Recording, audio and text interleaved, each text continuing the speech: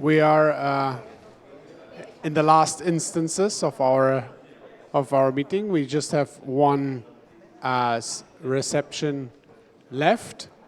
It's presented. The title is "Can you afford to retire?" And it's an honor to have Sebastien here on the panel. He is a Better Finance Research and Policy Officer, and Gertrude Pilz. She's Vice President of Deputy Chairwoman of PEKABE. PEKABE is an Austrian association for for pensionists, and an associated member since this year of Better Finance. And the floor is yours. Thanks a lot, Florian. So yeah, it's very late, and big compliments to those who have the patience still to join the last part of this conference. Will you afford to retire? I think is a topic which is interesting to each and all of us, because earlier or later it arrives in our life cycle. We have prepared two parts of our presentation. First of all, I think, Sebastien, you will give us an, so to say, European picture on the topic, and in the second part, I will give you a flavor of what happens to occupational pensioners in the reality here in Austria. So the floor is yours. Thank you, Gertrude.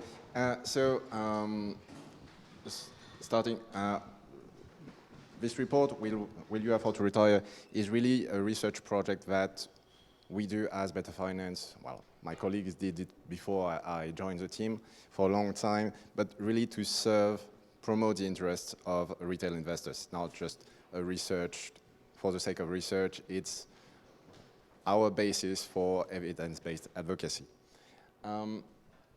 So this report has actually a very long history. It has a new title this year, Will You Afford to Retire? But the real return has been published by Better Finance for 10 years. We are now launching the 11th edition. It grew from 3 to 17 countries, well, really 16, because we have one issue of Bulgaria, which I will come back to.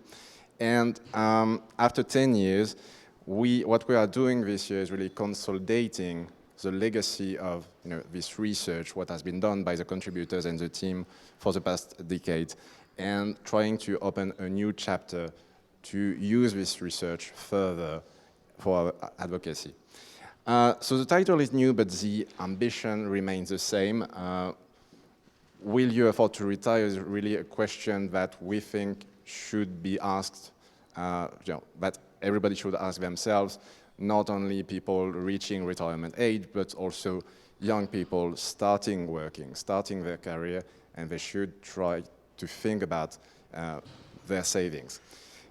So we are trying to raise awareness about long-term financial planning in a context where it's confusing, information is scarce, and trying to highlight, especially to policymakers, the effect of cost and inflation on long-term savings. So come back to policy and all infamous retail investor strategy later. As I said, this report has been done by Better Finance for 10 years. Now there are also cost and performance reports done by ESMA, by EIOPA, but we think that this research is still unique for several reasons. First, when we look at a product category, we look at all the providers, not a sample like the authorities do. We distinguish between the pillars, pillar 2, pillar 3, so the occupational pillar, the voluntary life insurance, which other institutions do not differentiate. And, well, doing this for 10 years now, we have up to 23 years of data to build on, which gives us a perspective on the long-term savings. And finally, we want to inform retail investors, to inform the policy community, and we include descriptions of pension systems. as a whole, public, private, how all that works together. And we think that we have a strong added value there. So the scope of the research is 16 countries. As I said, we wanted to include Bulgaria, but for the second year in a row, we are missing a crucial piece of data, which means we can't include that country, unfortunately. And 43 product categories. So at this point, this is still a work in progress. I have only results for 41 of those product categories. Results are being collected for Denmark still, but we'll get there. And the main issue that we face with this research is getting the data. Data availability issues on products is really the main problem that we face. We actually have to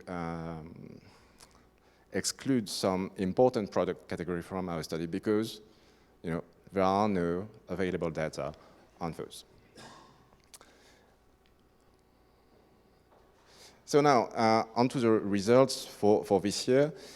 On 2022, so is that a year that we should remember, and how should we remember it? Of course, we all know that it's been bad in terms of results, so let's just see how bad. So I here show you the results, the average annual results for all the product categories for 2018 to 2022. Just how to read this. In the box, you have 50% of our sample. So half of the product categories we look at are in this area. Here you have 99% of the sample and a couple of outliers as points. So what we immediately see is that 2022, only a couple of outliers have positive nominal net results before inflation. And we also know that inflation has been very high. So in comparison with the previous 4 years, we see a situation that is worse than the last of negative years, which was 2018, and definitely much worse than last year when we had a very positive market. So this year, the best performing product category only has results before inflation of 2.2%, and the worst performing category is at minus 21.5. So reasons for that, we all know them, but just showing it is always best way to convey the message. Capital markets first plunged. For the research, we compute the returns over 20 years, 23 years of a hypothetical portfolio based on capital markets. And so the result of that portfolio for 2022 actually reduced accumulated returns by almost 45 percentage points. So we really have a dig deep there. Second reason of poor returns for retail investors is obviously the inflation. It's been all over the news. Nobody escaped that. And what we see is that in all the countries in our sample, 2022 inflation was significantly higher, much higher than the annual average over the past 23 years. But we see also, that affecting countries to varying extents. Spain only has a 5.5 inflation in 2022, but Latvia has more than 20%. So here we see very different results for in real terms for investors. What this gives us is a situation in real terms which is even much worse than in nominal terms. And here, even our few outliers that had positive nominal results turned negative in real terms.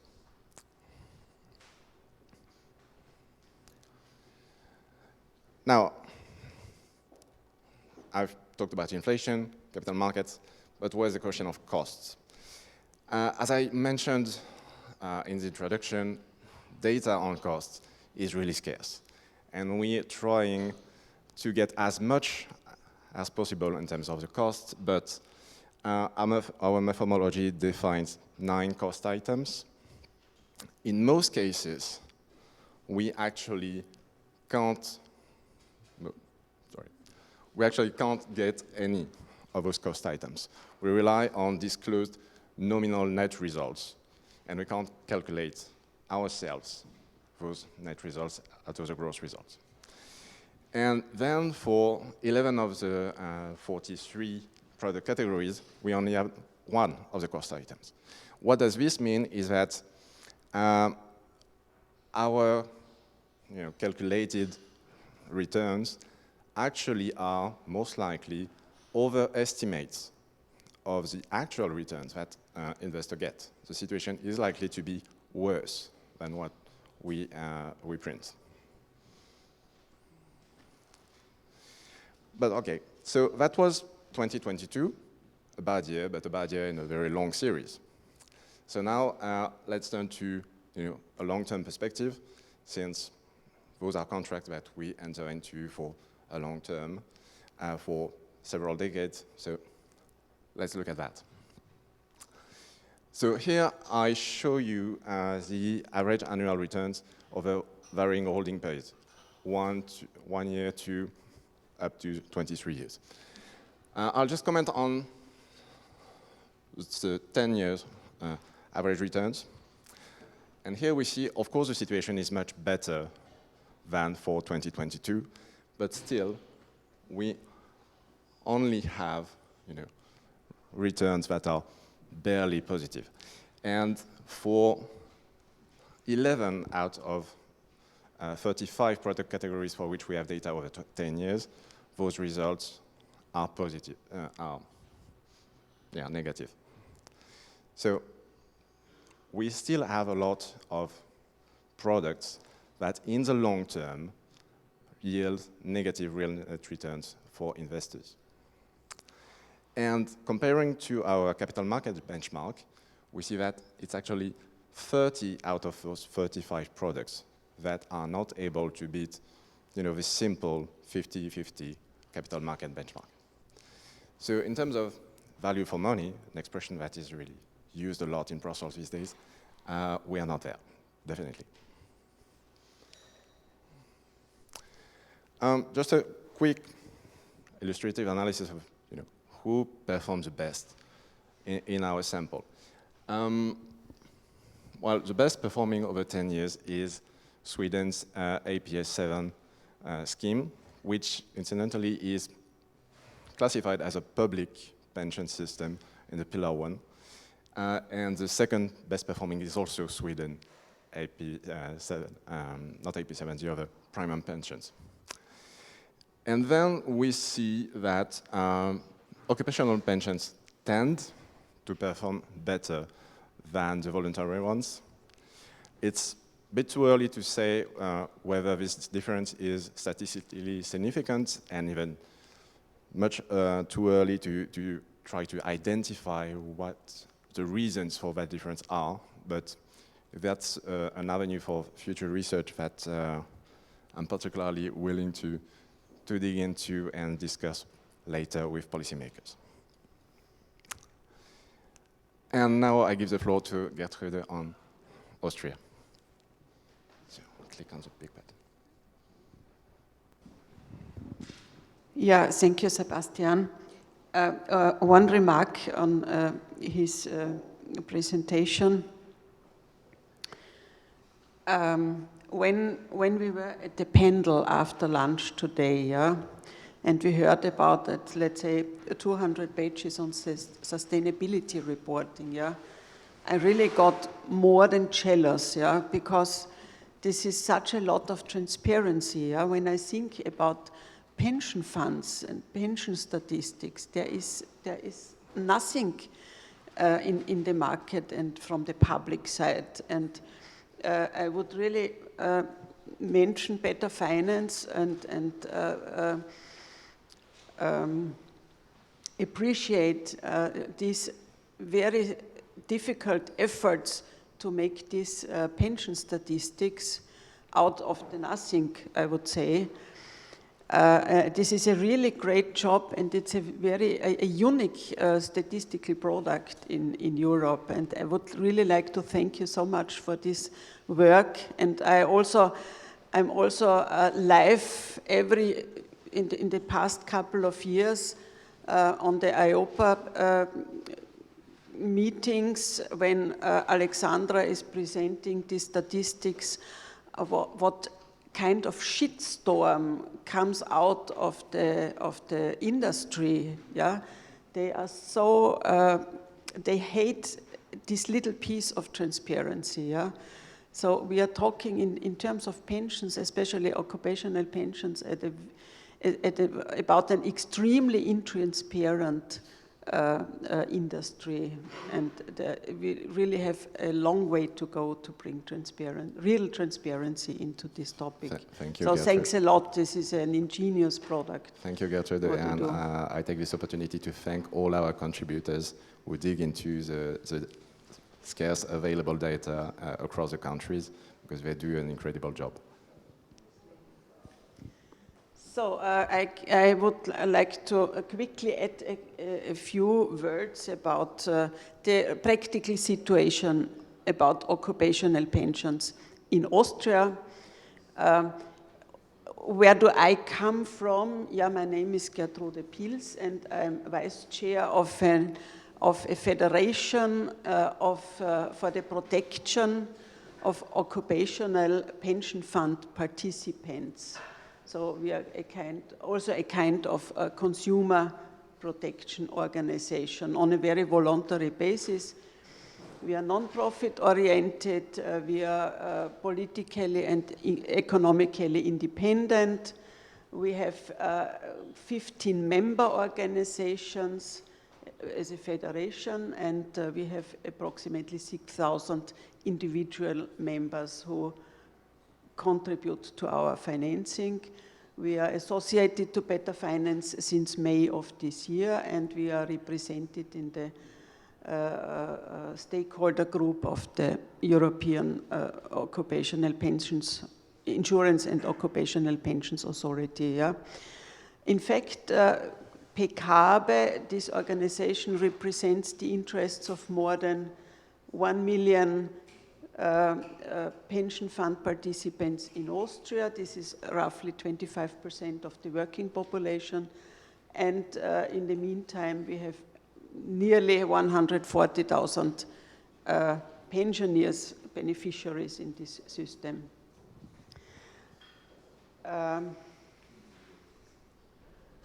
The Austrian pension system consists of 3 pillars, I think, as in the most countries. 90% of the retirement income is provided by the first pillar, the public pension. Luckily, yeah, it's a very reliant and more or less inflation-protected public system. The second pillar are the occupational pensions. And in Austria, I think we are one of the rare countries which has 30 years of experience with defined contribution plans. A defined contribution system means all the risks are borne by the individuals, by the participants, and especially here in Austria, all the rights are with the pension funds. So we have a very disproportionate system and distributions of risks and rights. The third pillar is, are the individual life insurances. Oops, it went back. So I think this is more or less a repetition of what Sebastien already told us about the annual net return of the pension savings. What he said about Europe is maybe even worse here in Austria. We see The last year was catastrophic here in Austria. We lost a lot of our pension capital, almost 20% of our pension capital. And over the whole period of 20 years, I mean, the real return is more or less zero, which is far away from a secure and sustainable pension system.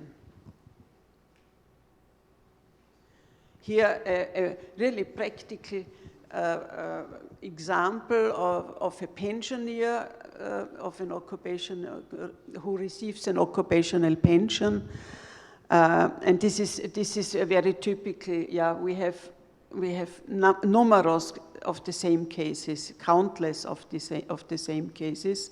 So the message is, after 20 years of retirement, when you maybe really need your occupational pensions to keep your life standard, you have already lost 60% of your occupational pension. Yeah, and if we see here the annual development, yeah, there was not a single valorization, irrespective of the returns of the pension fund. There were 12 pension reductions in 20 years.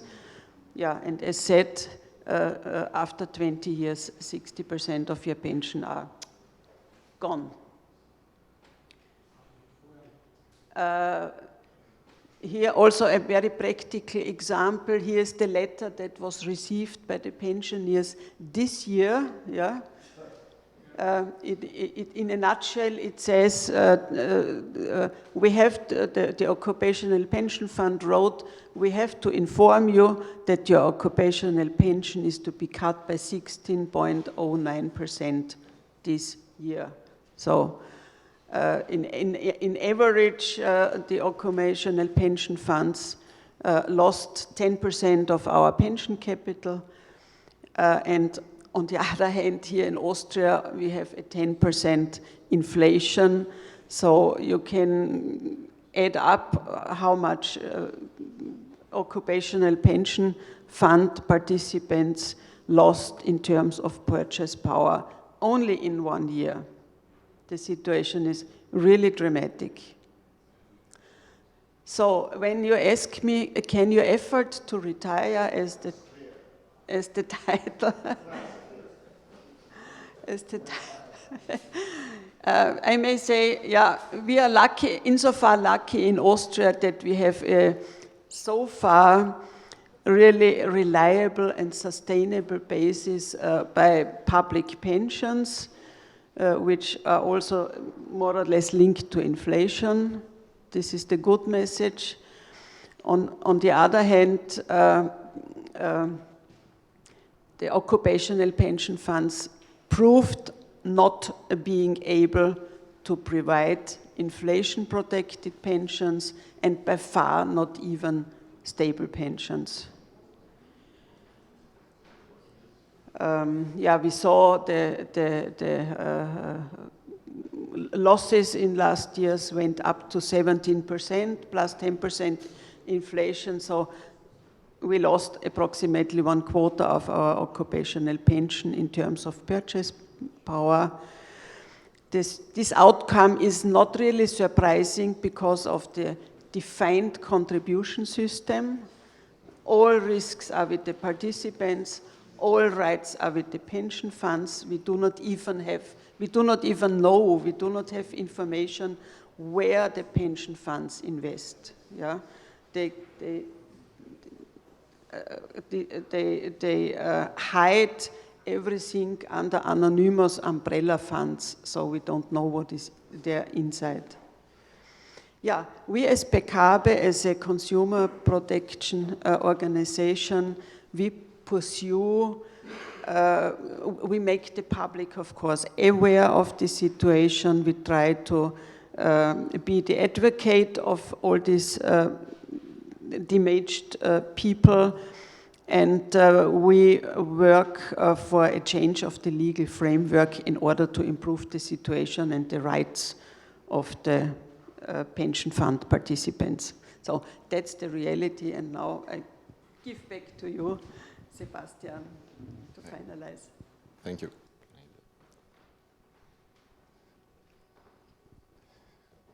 So very quickly, as I said in the beginning, our job is not to do research, it's to do evidence-based advocacy. So what conclusions do we derive from this for our policy work? Is we basically ask two questions with results. First is, can citizens really rely on private pension savings vehicles, whether occupational or voluntary, to generate an adequate level of pensions retirement? Well, when we see those results on the long term, we can hardly say yes. We have to admit that we need to do better. We need better performing products. And is there sufficient transparency on cost and performance for people, either individuals or sponsors of occupational schemes, to actually compare the performance of providers, the different cost levels? No, there is not. There are good initiatives. There are industries in certain countries that have really reformed the way they communicate costs, harmonized their reporting, and there we see incredible change and also a tendency to reduce costs.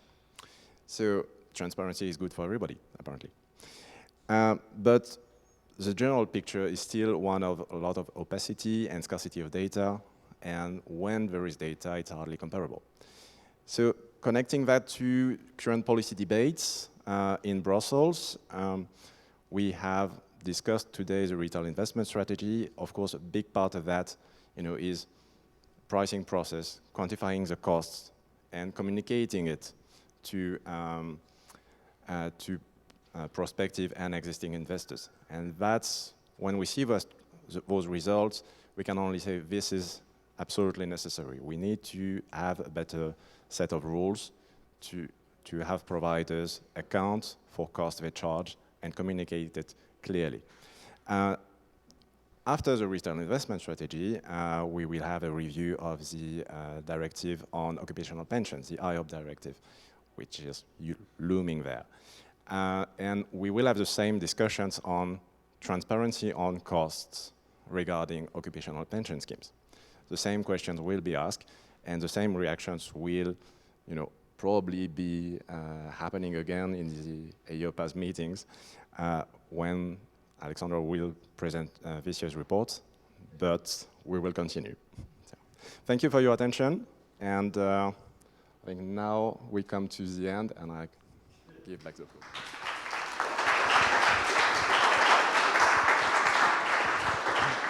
Thank you, Gertrude, for this warning. And thank you, Sebastien, for the details. So we are coming to an end of this conference for today, for the official program. And this is the time now to close this conference. I think it was a very interesting and flavoring day. We covered a lot of topics. And you can see, if you want to repeat it, maybe on live stream on the Better Finance webpage. So you have seen all the camera guys running around the entire day. They made the social media and all this modern digitalization content, which we use for the next weeks and days, and in order to archive what we have done here. So this team, I would like to thank you, first of all. That's Artan and his colleagues in the background.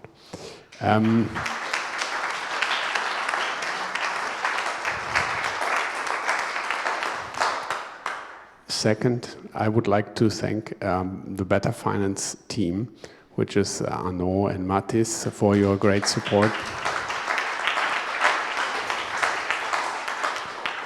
Without them, it's really not possible. You are really in training when it comes to organizing conferences. We are not, our last conference was 12 years ago.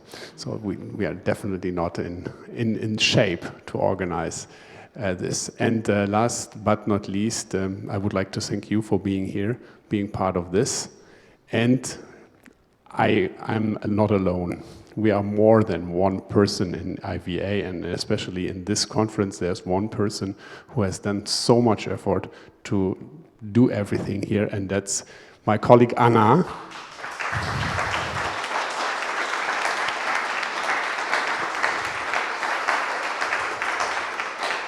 Without you, it was not possible to do that here.